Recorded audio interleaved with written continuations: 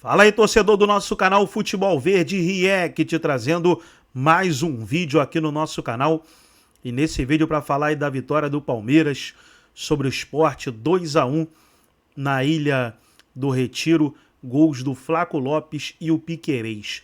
Com essa vitória, o Palmeiras chega aos 4 pontos na competição, se iguala aí com os times que estão na parte de cima. O Internacional, por exemplo, que é o líder, ele tem 4 pontos. E o Palmeiras está na 7ª colocação, tem 4 pontos também. Então, do Palmeiras ao primeiro colocado, os 7 primeiros, todos têm 4 pontos. Antes de soltar o debate, aquilo que os comentaristas falaram, quero convidar você que ainda não é inscrito no nosso canal. Se inscreva, ativa o sininho das notificações para você não perder nada. Tudo do Palmeiras, tudo do Verdão, você encontra aqui no nosso canal Futebol Verde React. Vamos aí para o debate e depois eu volto trazendo aí as estatísticas da partida. De diminuir o espaço e tem um contato. O contato é faltoso? Para mim, não. Acho que esse é o ponto, né, Marra? Eu acho que todas essas coisas de toque, não tocou, teve... Assim, a pergunta que tem que ser respondida é o quanto da queda se dá por conta do toque? Caiu por causa disso? Foi isso que derrubou o Veiga? Eu acho que não também. Então eu tô com o Marra. Para mim também não... Também não foi? Não. Assim, ó, o Marcelo, ele a gente não vê, ele tá ali pertinho, né? Será que não dá para confiar na visão do árbitro? O Marcelo é o Bruno Arleu, não é? Não é o Marcelo é o jogo do Inter e Cruzeiro. É o Bruno Arleu. Vamos chegar nele, fica calma. Chegaremos nele. O Bruno Arleu, ele não está muito próximo. Eu sempre fico tentando interpretar o que é que deu ao árbitro a impressão de pênalti. E a minha dúvida é, e a imagem à distância não é capaz de desvendar plenamente, a imagem mais próxima gera mais discussão, é se o defensor do Sport, que não consigo daqui de longe ver quem é, desculpa, a gente já estava no estúdio na hora do pênalti, se ele pisa na ponta do pé do Veiga, se há um pisão no pé, ainda que sutil, um pisão no pé talvez seja capaz de derrubar. É o máximo que pode ter contribuído para a visão do árbitro, porque na maior parte das repetições que a gente vai ver esse lance, a impressão é de não pênalti. A única dúvida que eu tenho é se houve um pisão no pé do Veiga ou não. Aparentemente não. Matheus Alexandre. Matheus Alexandre, lateral direito. Eu fico pensando assim, tá em câmera lenta aí, né? O árbitro tá ali do lado, tá olhando. Será que a visão dele não se deve confiar? É difícil confiar na arbitragem, né? A minha questão não é o árbitro. Porque para marcar um negócio desses, que obviamente não é nada, porque o jogador de esporte toca a bola, e quando ele toca a bola, tem o contato normal da sequência. Não é um lance que porque se o jogador defensor está vindo por trás, tem uma recomendação para tomar cuidado. Mas porque o jogador vem por trás, dá um biquinho, pega a bola, mas pega o adversário também. Isso hoje em dia é falta. Aí é um lance de frente, um lance limpo, não é um lance brusco, não tem força excessiva, não tem violência, não tem absolutamente nada. Então eu recomendo a todos os jogadores do futebol brasileiro que se joguem na área, não sei nem se jogou ou não, quando eles vão lá, tentam dar o drible, quando o adversário tocar na bola, você continua fazendo seu movimento, ao contato ultranatural, você cai na área e o árbitro marca pênalti. Não foi absolutamente nada. A minha questão é, por que o VAR não chamou? Por que o ultra-intervencionista VAR do futebol brasileiro não chamou? Quando chama em lances que até não são lances de VAR. Vamos ouvir o áudio. A impressão que eu tenho é que o VAR interpretou que foi pênalti. Entendeu? Porque se é pênalti, o VAR olhou. Se o VAR olhou e não chamou, é porque ele concordou com a A gente tem um programa sobre outros lances hoje, eu vou entrar nessa discussão. Ou entender o lance como interpretativo. Também, pode ser. Se o lance é interpretativo no futebol brasileiro, também a gente vai procurar padrão no nosso VAR ou na nossa chama todos, a gente acha um padrão, pronto.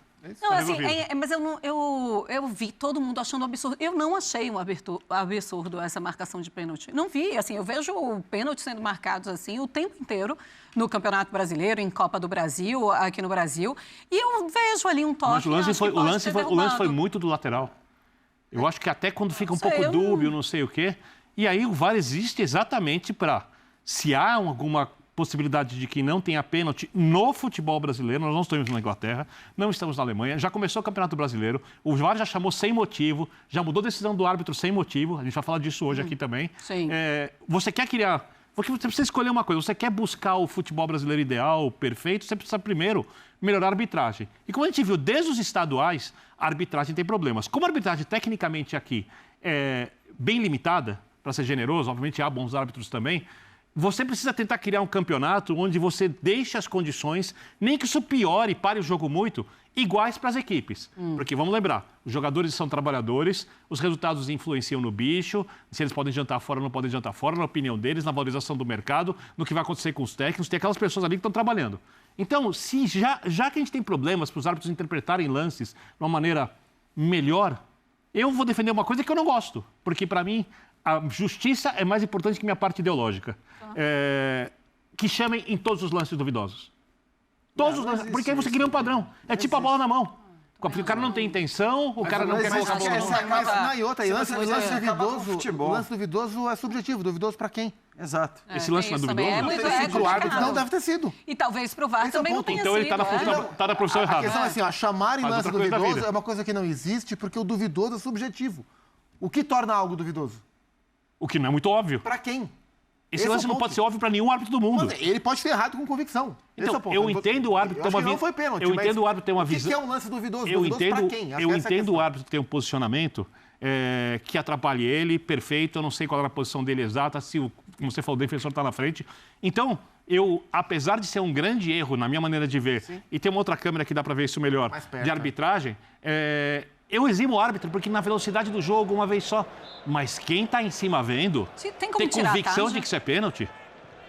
Pra gente olhar. Se quem está em cima tem convicção de que isso é pênalti, Mas não, tem que mudar de função. Mas não há certeza que eles têm convicção, a gente não ouviu o áudio, porque a orientação do VAR é Isso. agir em erros de lance crasso. Do tipo, o árbitro marcou um pênalti num toque que não houve. Esse tipo de coisa. Agora, num toque que houve, muitas vezes... A teoria é muito difícil que é o de ser chamado colocada lance em prática. interpretativo, o VAR pergunta pro árbitro, o que é que você viu? Eu vi Agora, um toque. vamos Então ver. vamos ter um E aí campeonato respeita porque ultra injusto de novo. Eu Vamos acho lá. que não foi Eu pênalti. estava querendo ver a distância da arbitragem. E ele começa lá no fim, e aí, depois do lance... Na hora a do imagem a gente toque ele não está consegue, distante. Ele está longe ali, ó. Ele está perto na hora da marcação. depois Uma ele imagem chega. melhor de trás, talvez. E Talvez. que eles têm talvez esse o VAR acesso também e nós tenha. não. Ô, Marra, tivemos também polêmica lá no Beira-Rio. Só rapidinho, se for isso, se eles têm uma outra imagem, uma imagem de trás, qualquer outra imagem, a gente precisava ver essa imagem. Exato. Né? Claro. A CBF vai liberar, com certeza vai liberar a depois imagem. do campeonato. Mas esse liberar... Então, me permite um minuto, Marcelo, porque assim, eu acho que a gente está... Isso se repete toda semana. Toda semana é a mesma coisa. A gente discute aqui toda semana, foi subjetivo, não foi.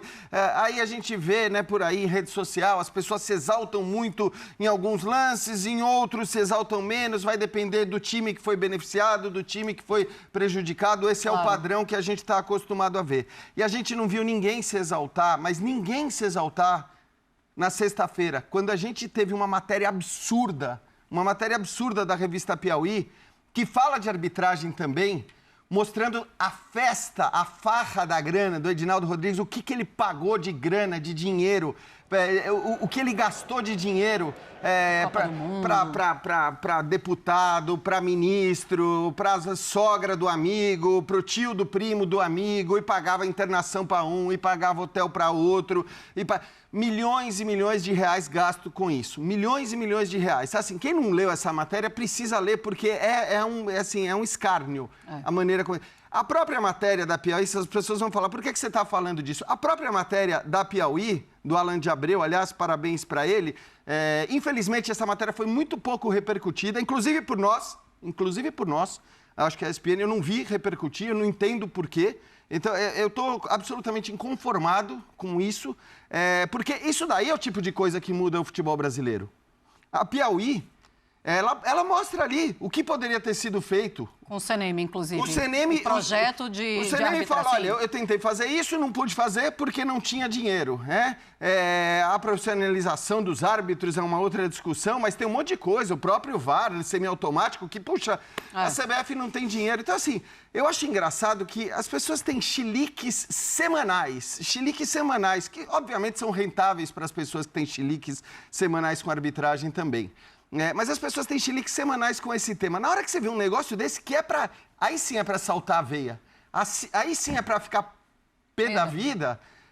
Não, nada. Ninguém fala nada. Então, assim, não vai melhorar merda nenhuma, em momento algum. Eu não tenho dúvida de que não vai melhorar. Porque não só a CBF não está interessada em fazer melhorar, Mas parece que 85%, 90% das pessoas que trabalham com futebol não tem interesse nenhum em fazer as coisas melhorarem. Então, da onde a gente vai melhorar? A gente vai melhorar com chilique, porque o meu time foi prejudicado numa rodada, o outro foi na outra? Sinceramente, eu não acredito mais em nada, mas a gente segue aqui tocando o nosso barco, falando quando erra, quando não erra, quando é subjetivo, quando não é subjetivo, e vamos embora. Vamos lá. Semana que vem tá tudo igual, tá? A matéria está na revista Piauí e vale a pena vocês lerem. A matéria ela tá fechada, então muitas pessoas ainda também não tiveram acesso a essa matéria. Eu espero que todos tenham a oportunidade de comprar a revista. Se vocês puderem, por favor, façam isso. Maravilhoso, Marcela, mas por isso...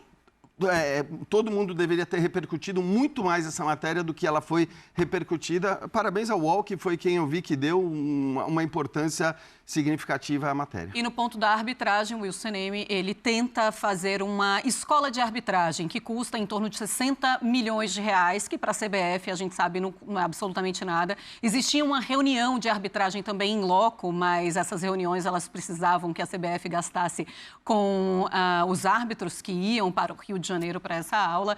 E aí ficou tudo muito caro. O Edinaldo Rodrigues simplesmente baniu essa história de universidade da arbitragem, que era a ideia do Wilson Neme, pelo menos está ali na matéria. Bom, vamos seguir o Linha de Passe, ainda falando da arbitragem, porque também teve polêmica, mas lá no Beira-Rio... Então tá aí, pessoal, foi o debate onde os comentaristas falaram sobre a vitória do Palmeiras. Vamos dar uma olhada aqui nas estatísticas agora. Posse de bola 50% a 50%. Gols esperados 1,88 para o Palmeiras, 0,48 para o Sport. Total de chutes 9 para o Sport, 7 para o Palmeiras. Chutes no gol, aqueles chutes que vão na reta, né, do goleiro, 4 do Palmeiras, 2 do Sport. Chances perigosas criadas, 2 do Palmeiras, 0 do Sport. Escanteios, 6 do Sport, 3 do Palmeiras. Impedimentos, 1 do Sport, 0 do Palmeiras. Passes completos, 282 do Sport, 281 do Palmeiras. Cartões vermelhos 0-0. Pelas estatísticas aí, o jogo foi muito igual, equilibrado pelas estatísticas. Só ali na questão dos chances perigosas criadas, né, que o Palmeiras leva uma boa vantagem, 2-0, porque não adianta dominar o jogo e não ter chances claras, né? E o Palmeiras teve pelo menos 2. Gostou do vídeo? Deixa o seu like, se inscreva no canal, ativa o sininho das notificações. Forte abraço a todos e até o nosso próximo vídeo aqui no nosso canal Futebol Verde React.